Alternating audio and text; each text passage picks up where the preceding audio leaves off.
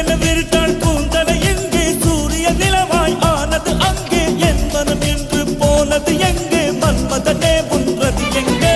கண்ணத்தை தொட்டால் சந்தனம் கொட்டும் வெட்கத்தை தொட்டால் குங்குமம் கொட்டும் புன்னகை பட்டால் மல்லிகை கொட்டும் பார்த்தால் பருவம் மூச்சு கொட்டும் காணல் மோசைகள் செம்பனை தேடும் அம்மம்மா